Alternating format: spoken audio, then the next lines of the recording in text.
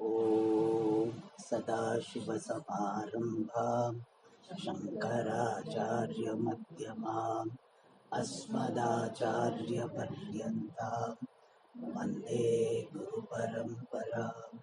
श्रुतिस्मृतिपुं सहना भवतु, सहनौ भुनक्तु, सह वीर्यं करवावहै। तेजस्विनावधीतमस्तु मा विद्विषावहै। ॐ शान्ति शान्ति शान्ति।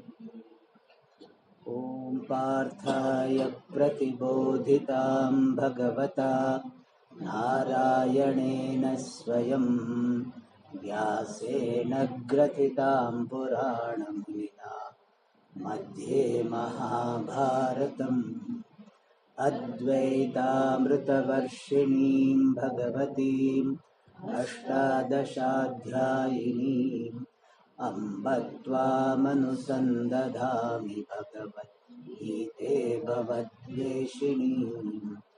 यं ब्रह्मा वरुणेन्द्ररुद्रमरुतः स्तुन्वन्ति दिव्यैस्तवैः वेदैः साङ्गपदक्रमोपनिषदैः गायन्ति यं सामगाः। ध्यानावस्थिततद्गतेन मनसा पश्यन्ति यं योगिनः यस्यान्तं न विदुः सुरासुरगणाः देवाय तस्मै। Are you able to hear? All of you? Okay.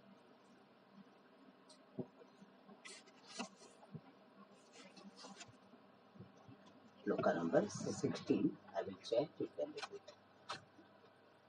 अथ षष्ठोऽध्यायः। श्रीभगवानुवाच नात्यस्ततस्तु योगोऽस्ति न चैकान्तमनश्नतः न चाति स्वप्नशीलस्य जाग्रतो नैव चार्जुन युक्ताहारविहारस्य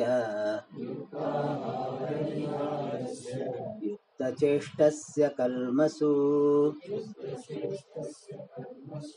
युक्तस्वप्नावबोधस्य योगो भवति दुःखः। यदा विनियतं चित्तम् आत्मन्येवावतिष्ठति आत्मन्येवावतिष्ठते निःस्पृहः सर्वकामेभ्यः युक्त इत्युच्यते तदा।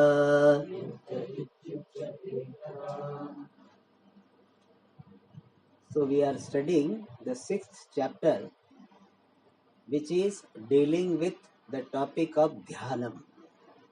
That is why this chapter is named as Dhyana Yoga.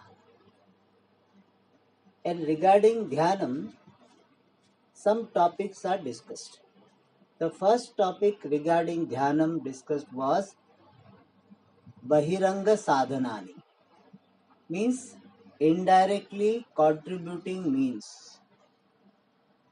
like Karma Yoga. If your life is lived with the attitude of Karma Yoga, then only you will be fit for Dhyana. You cannot say that I will continue to live with all my reactive mind and I will sit for meditation 1 hour. It is not possible. It is not that you switch off mobile, switch on mobile. Your mind you cannot do like that. You have to prepare the mind to sit for meditation. And for that, one preparation is life of Karma Yoga. Second is moderation in everything. Whatever you do, eating, walking, transactions, sleeping, remaining awake, in all of them moderation. Yuktahara viharasya. And in general, life is lived with mastery. Atmana eva. So, uddhared atmanatmanam. Bhagavan said in this topic that one should have that mastery over the body mind sense complex, so that one makes the mind fit for this samadhi, for dhyanam. Generally, people have the helplessness to the bhoga. Bhoga means enjoyments. Helplessness to certain activities. Some people say, I cannot do this, or even though it is required, I cannot do it. I cannot get up. Some people have the problem start from the get up only. They say, Swamiji, I cannot get up early morning 6 o'clock. So some yoga program was there in some yoga ashram for children, and they have to do the yoga at 6 o'clock. So they used to say that midnight yoga. So 6 o'clock is a midnight yoga, because for them it is midnight. So helplessness with regard to one's body, one's organs, one's mind, that one has to work. Then only one would be fit for meditation. So these are the Bahiranga Sadhanani, indirectly controlling or contributing to this meditation. Antaranga Sadhanani means the preparations to be made immediately before meditation. Like what? Proper place to be selected, proper time to be selected, proper asana should be there, proper sitting posture should be there, even breathing should be there. Even breathing means this harmonious breathing, and withdrawal of the sense organs, withdrawal of the mind from all other things, letting outside people remain outside. Means I do not keep these people inside my mind. Let everybody physically outside, let him remain outside. Means I drop my agenda for them. If you have agenda for people, they are carried in your head. You see in your life, when you do not have agenda, that person is forgotten.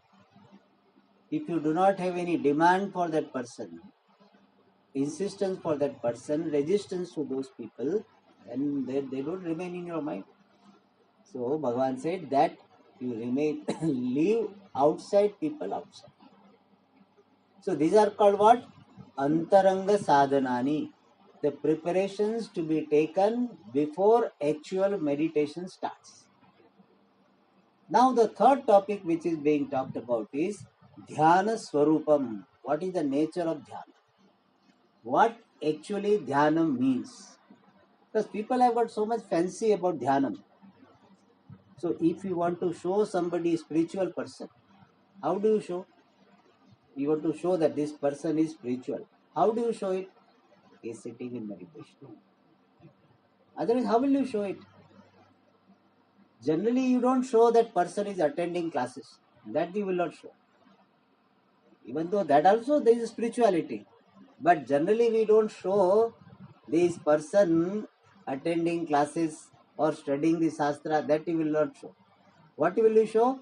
He is doing meditation. So meditation alone is considered to be spirituality by many people. But what actually meditation is there, many people don't know. They think that in meditation we have to go beyond mind. We have to make the mind thoughtless. This is not actually meditation. So Bhagavan says in this 18th sloka, what is meditation? Chittam Atmani eva avatishthate. So what is meditation? The mind remaining in Atma. Avatishthate means remains. The mind remaining in Atma is called Dhyana. Now what do you mean by mind remaining in Atma? Is mind some object and the Atma is some surface or something? Like we say that this flower was somewhere else, now is remaining on the table. So what do we mean by mind remaining in Atma? Mind remaining in Atma means mind entertaining the thoughts about Atma. So we have to demystify all this idea that mind is abiding in Atma. What does it mean? Mind is entertaining the thoughts about Atma. What type of thoughts? Thoughts based on Shravana and Mananam, based on the listening of the scripture person has done, based on the reflection person has done, and got convinced, I am Nitya Shuddha, I am ever pure. Even though people said you are dirty fellow, I am Nitya Shuddha, ever pure. And I am Purnaha, I am complete, I am of the nature of fullness. Even though people may say that what you have nothing, but I appreciate I am Purna. This is called mind remaining in Atma. And for that, what is to be done? Nispruha sarva kamebhya. A person has to become free from spruha, craving, from all types of desired objects. So one needs to have vairagyam. If vairagyam is not there, means raga dveshas, likes and dislikes are there, then mind will go there. Mind goes generally to the objects of likes and dislikes, the objects of your concern. And whenever you have concern for something, it implies raga and dvesha. Likes and dislikes, otherwise you will not be worried. See, you are not worried about some African country having this very low economy. You are not worried because you don't have raga, you don't have dvesha. But India's economy is 6.5 or 7.5 is better of worry. Even though they are claiming this, but actually it is this, like that. Now they have got this one. Actually it is this, but claim to be this. Now there is a discrepancy between that. So you are worried about that because you happen to have some position or you are a nationalist. So you are worried that, see, this country is financially growing, but unemployment is increasing. And therefore, what to do, what should be done, and all this, so worried. You have some raga. Or you hear that Pakistan economy is going up, suppose, or China's economy is going up. So you have dvesha for China, suppose, then worried about that. So you see, wherever you have got raga dvesha, see, if your neighbor you don't have any connection, then neighbor is prospering or neighbor is not doing well, it doesn't come to your mind. But if you have liking for your neighbor, then he is not doing well, becomes your matter of concern. Therefore, nispruha sarva kamebhya. Therefore, in Shastra, in Kaivalya Upanishad, it is said, when a person sits for meditation, he should have the mental state of a sannyasi. Atyashramastha, very beautiful expression is used. Atyashramastha sakalendriyani nirudhya bhaktya swagurum pranamya. So mental state should be of a sannyasi. We don't ask you to take sannyasa. Don't take sannyasa. It is too much. So we don't expect that. But at least for half an hour, you become sannyasi. If required some orange cloths, you can wear shawl, so that you feel that, I'm sannyasi. Half an hour. But don't wear all the time. Only during that time.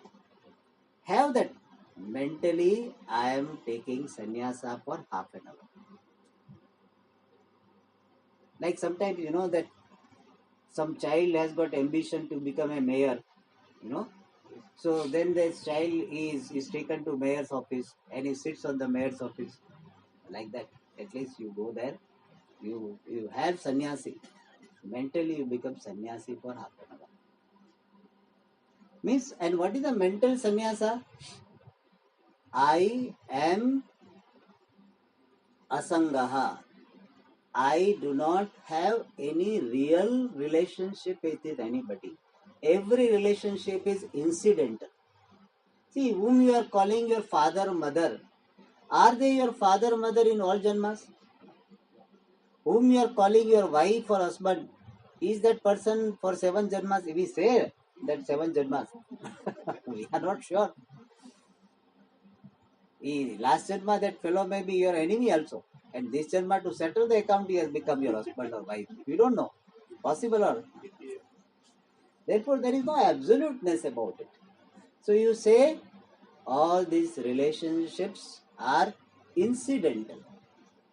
I don't hate relationship. Let relationship be there. It is meant for my growth. But I do not give absoluteness to the relationship. We are like co-travelers. My spouse and myself, my children, all of them are in the same compartment. That's it. The Prarabdha has brought us together. We live together. We help each other to grow and proceed. So this type of mental frame one requires. That is suggested here. Nispruha sarvakamya. See, people want samadhi. How nice, you imagine if somebody said that I can make you have samadhi for 1 hour. You'll be very happy. If somebody tells you that you just sit here, I will get you samadhi for 1 hour. You will like it. In fact, you will keep some cameramen also ready so that they will take picture when you are in samadhi. So you may like to have samadhi, but what is required for getting samadhi, you are not ready. It is something like I want to have 5-star restaurant, 5-star hotel restaurant food, but I am not ready to pay for it. In life, one of the reasons for conflict is this. We have value for certain achievements, but we have no readiness to pay for that achievement. Therefore conflicts, therefore jealousy comes. See, somebody got it, you did not get it. Why jealousy? Because that person worked very hard, he got it, and you did not work. So if you have really value for what he got it, you work for it. So samadhi you want, but for samadhi what is required is vairagyam. Are you ready for vairagyam?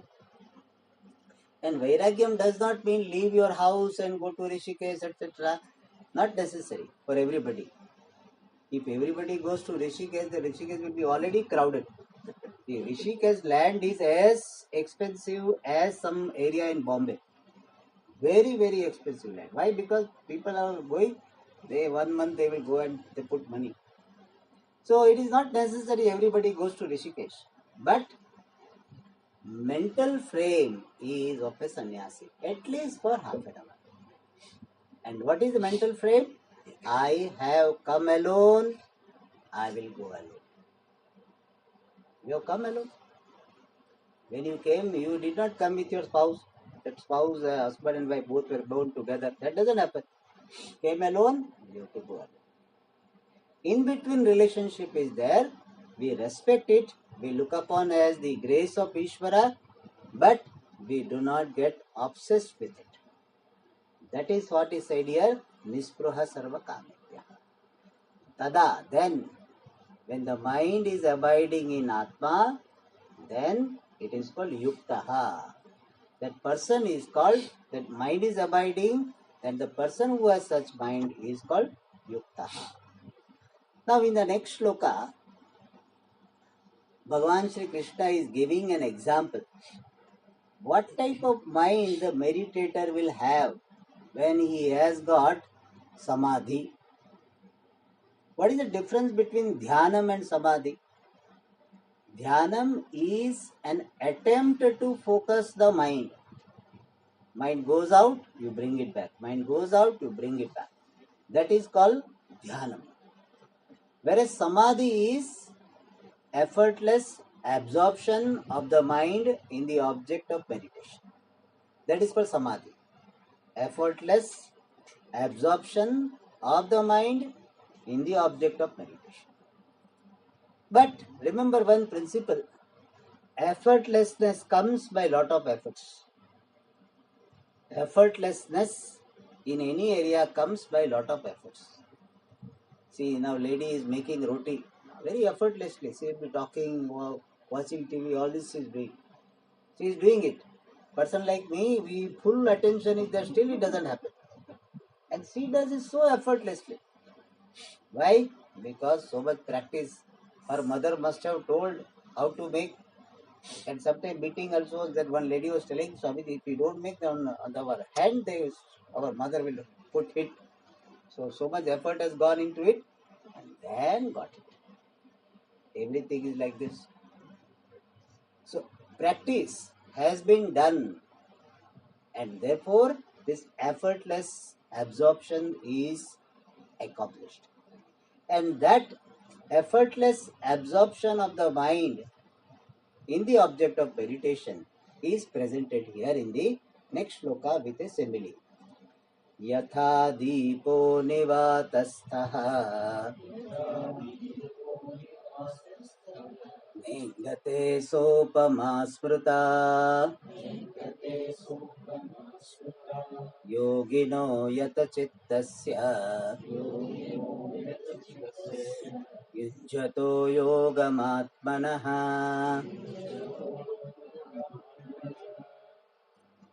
So one beautiful example is given. Yatha, just as. Deepaha, a lamp. Nivatasthaha,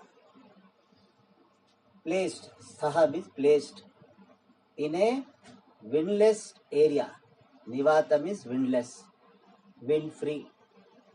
Enclosure. So Nivatastha means a lamp placed in an enclosure where wind doesn't come but some air is coming. That is called Nivatastha. So when a lamp is kept in a windless place, then na ingate, it does not flicker. You must have seen your lamp, you put this enclosure, you put it, glass or something, then the flame does not flicker. So lamp does not flicker. So just as this lamp kept in a windless place does not flicker, sa upama smrita, that flickerless or flickering less lamp is smrita, considered to be upama. Upama means an example. Not our upma, rava upma, suji upma, wheat upma, like that. Not that upma. Upama, that is upma. This is upama. Upama means example. So flickering less lamp is an example. For whom? Yata chittasya, for the mind which is well disciplined. Whose mind? Yoginaha, of a meditator. Which type of meditator? Yunjataha, one who is practicing. What is he practicing? Atmanaha yogam, meditation on Atma. So what is said here? If a lamp is kept in a windless place, then how it will remain without flickering? Similarly, the mind of a meditator also will remain without any distraction. This is called samadhi. This is an example, the example for samadhi. Samadhi means absorbed state of the mind. In fact, the very word samadhi has got this explanation. Samyak adhiyate manaha yasmin. The state in which the mind is very well settled. And this samadhi is of two types. Absorbed state of the mind in the object of meditation is samadhi, and it is of two types. One is called savikalpa samadhi, other is called nirvikalpa samadhi. Savikalpa samadhi means mind is absorbed in the object of meditation, but at the same time there is awareness. I am meditating on Brahma, or I am meditating on Ishvara. So there is awareness. I am meditating. I am the meditator and Shiva, Brahma, etc. is the object of meditation. So Dhyatru, Dhyeya, Vikalpa. Vikalpa means division. Division is there. So when there is awareness of the division between the meditator and the object of meditation, then that meditation is called Savikalpa Samadhi. Savikalpa Samadhi means Samadhi, mental absorption with the sense of awareness of this division. I am meditator, Brahman is to be meditated upon. Thus, Savikalpa Samadhi involves some sense of division. Another one is Nirvikalpa Samadhi. Nirvikalpa means, Nir means not, Vikalpa means division. So the meditation in which the division that I am meditator and Brahman is something to be meditated, that division is lost sight of. What is remaining is only the thought of the object of meditation. Dheya Vishayaka Vrittihi. That thought regarding the object of meditation, Brahma, Ishvara, that alone remains. I am meditating on Brahman, that awareness is gone. That is called Nirvikalpa Samadhi. But Nirvikalpa Samadhi, many people think that thoughtless state is Nirvikalpa Samadhi. Vikalpa does not mean thought here.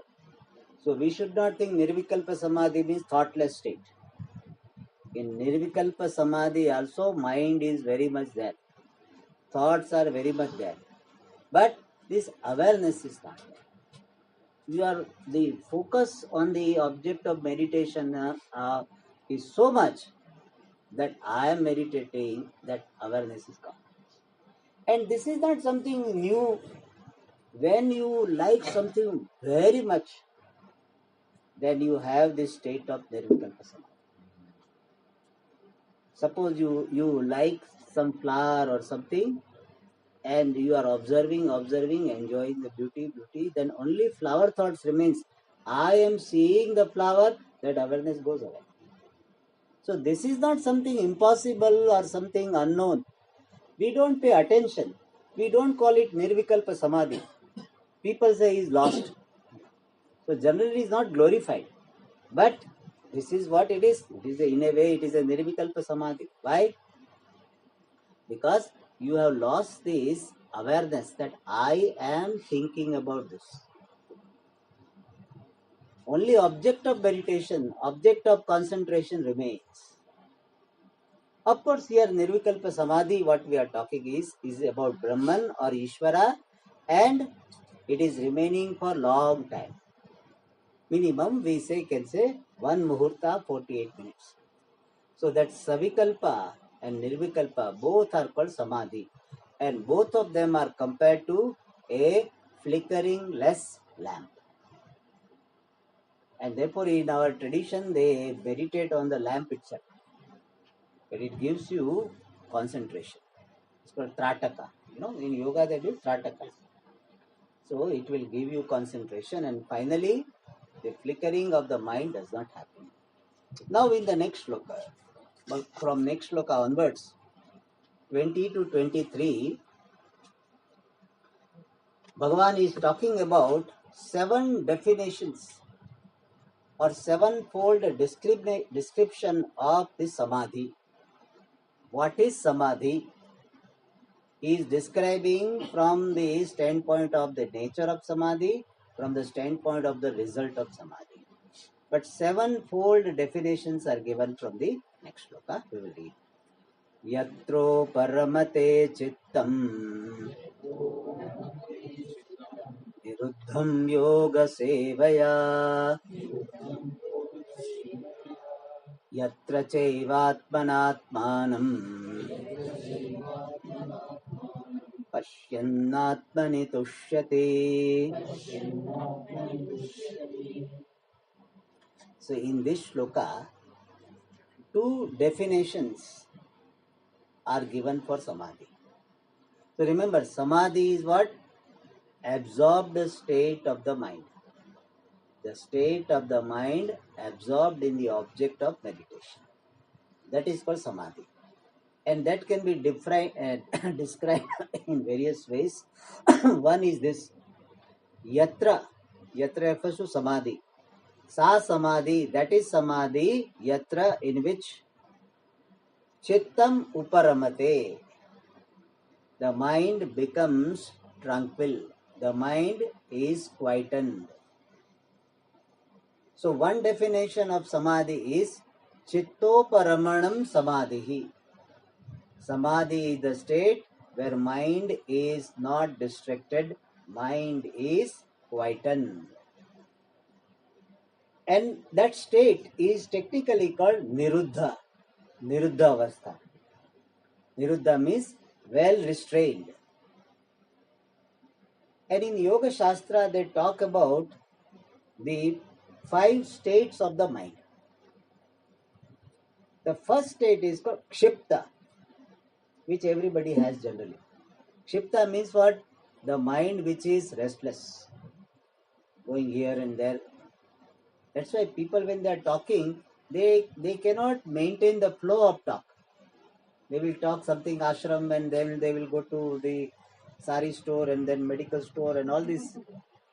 So by the time they finish their conversation, so many topics they covered. So there is no focused discussion many a times. Why? Because the mind is kshiptam. Kshiptam is disturbed, distracted, asthiram, ativa asthiram. That is the natural state. So if you don't do any sadhana, this is what you have. The state of mind you have is what? Kshiptam, disturbed. Second is moodhaha. Moodhaha means dull.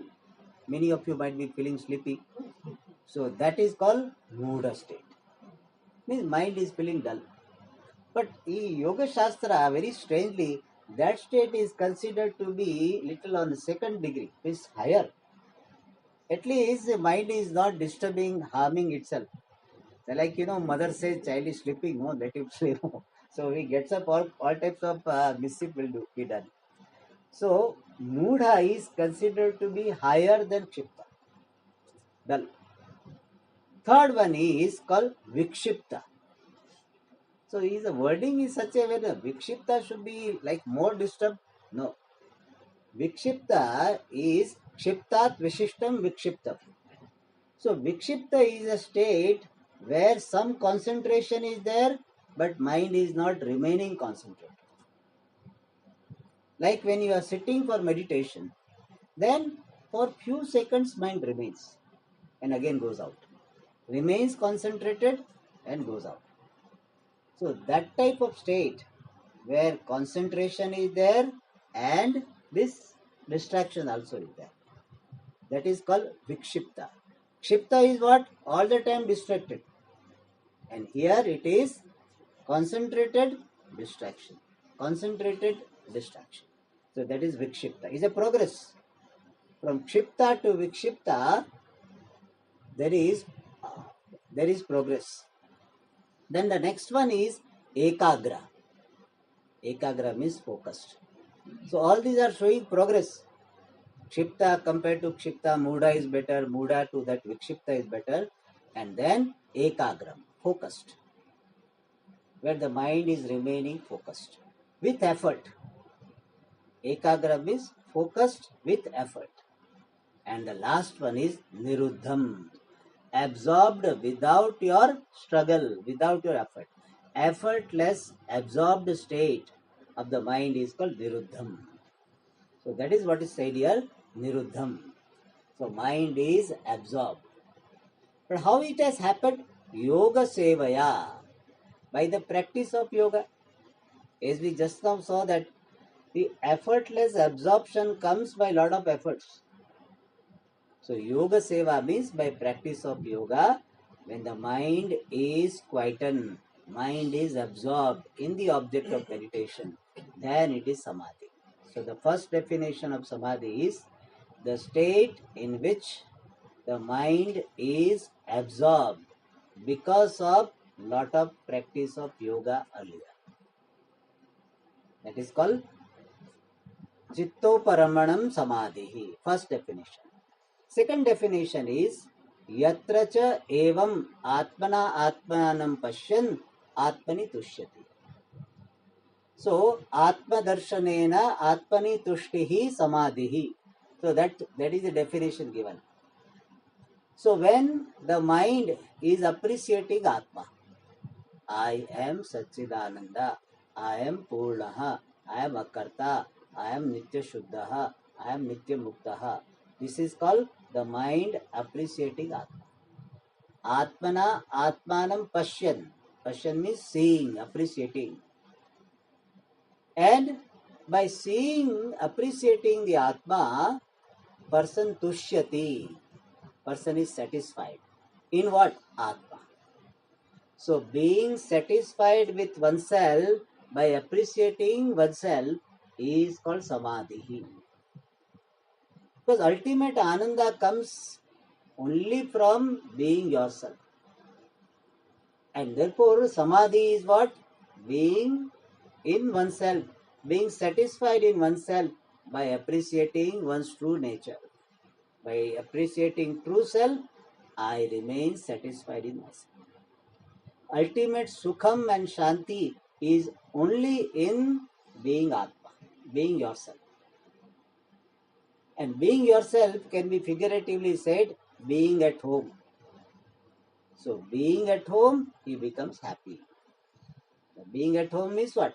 Appreciating oneself to be what one is.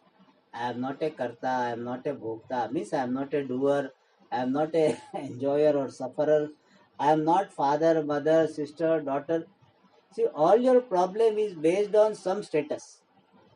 You assume some status, then only you have got dukkha, then only you have got worries. You as consciousness or conscious being, you don't have any problem. Whenever you have problem, you ask this question.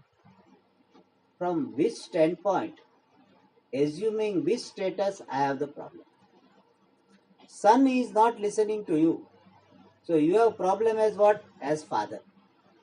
As a conscious being who is aware of everything, is there any problem? No problem. As consciousness, there is no problem. Only you are assuming some status, you have a problem. So whenever you assume status and identified and be obsessed with that, then you have worries, you have got regret, etc. So here, remaining in oneself, true self, tushyati, one becomes satisfied. The second definition is remaining satisfied with oneself by appreciating oneself is samadhi. Now the next one. Sukhamatyantikam yattat buddhigrahyamatīndriyam vetti yatra na chaivayam sthitaśchalate tattvataha. So next one is Sukham Atyantikam Vetti Yatra. Samadhi is that in which one appreciates Atyantikam Sukham, the absolute happiness. And this absolute happiness is Atindriyam, is beyond sense organs. Means it is not the happiness born of seeing something, hearing something, tasting something, smelling something. It is not because of that. Atindriyam. At the same time, it is buddhi grahyam. It is appreciated through your intellect. And what is that? Aham ananda swarupaha. So it is called appreciating swarupa ananda. Means I am not experiencing the reflected happiness. Happiness reflected in the mind because of some situation. That is called experiential happiness. Whereas this is Swarupa Ananda. I am Ananda Swarupaha. Fullness is by nature. That is called Atyantikam Sukham Vetti. Everybody wants happiness only. You ask this question. Whatever you are doing in your life, It is either for removal of dukkha or for attainment of sukha. Anybody does anything for that purpose only. No, Swamiji, I am a social worker. I do everything for social service. Okay, all right, very good. We are very happy that you are doing social service. But I ask you, why are you doing social service? Why you are not doing earlier, now you are doing? Because you feel happy. In fact, one day you may throw away also. Many people, they were doing social service, they stop it because they feel very bitter about it. So when it stops giving you happiness, fulfillment, or even you lose the hope for happiness from that social service, you will drop it. So everybody finally wants happiness. You need not be apologetic about it. It is a fact about everyone. Everybody wants happiness. Nothing wrong in working for happiness. Well, Swamiji, does it mean we are selfish? No. If you are pursuing your happiness at the cost of others' happiness, or you are pursuing your happiness without being grateful to the people who have helped you, that is called selfishness. So, you have been indebted to your parents and don't do anything for them, then it is called, and you work for your happiness, that is selfishness. You have received something from tradition and you don't do anything from it, that is selfishness. So, pursuing happiness without this repaying the debt and pursuing happiness, disturbing others' happiness, that is called selfishness. Otherwise, nothing wrong in having this desire to be happy. It is a very natural desire. Desire to be happy is very natural. You need not feel bad about it. And if you are working for it, you need not feel bad about it. Only thing, make sure you don't disturb others' pursuit of happiness. Why? Because you want to be happy, that person also wants to be happy. So you don't disturb others' happiness. Like I am walking, I nothing wrong in my walking the way I want, but my walking should not disturb others. I walk in a zigzag manner on the road. So we am disturbing the harmony of the road. The people who are driving, they will be confused. And therefore, you have a choice to walk slowly, walk fast, to walk in the garden or walk on the road or the footpath of the road. You have choice. Whichever is comfortable to you, do it. But make sure you don't disturb others. If you disturb others' happiness, then you are selfish, grossly selfish. Another thing is, if you have received something from someone, please repay the debt. As much as you can, you pay. So, always focusing on one's own personal comforts and not repaying the debt, that is selfishness. So, everybody wants happiness. But the happiness we get it is very, very momentary. See, you like rasgulla or gulab jamun. You eat it. You are very happy. You will, in Tamil, that's what pramoda. Pramoda, there's, pramada. Pramada. Ah. Actually, in Sanskrit, pramada means carelessness. Pramadam. So, we say that you give up pramadam. So, in Tamil, it is different. Pramada, suppose you have. How much time you will have? 5 minutes. Another rasgulla they give. Okay, little bit more. Third, fourth, fifth, sixth. Your generally capacity is 4. Now fifth one is given. Will it give you happiness? No. He said, no. Gujarati mein meri sobat. So kha lo. So then also you said, you please leave me. So no object is going to give permanent happiness. Does any relationship give permanent happiness? No. You want to be with your spouse or your children, but after some time you say, let us have some space. The modern language is what? Let us have some space. So we should know if somebody tells you space, oh, bole space to hai yaar, everywhere is space. Don't. Space means you get lost. That's what it means. Every relationship is like this. If somebody tells you that I need some space, you need not feel bad because everybody wants to be happy.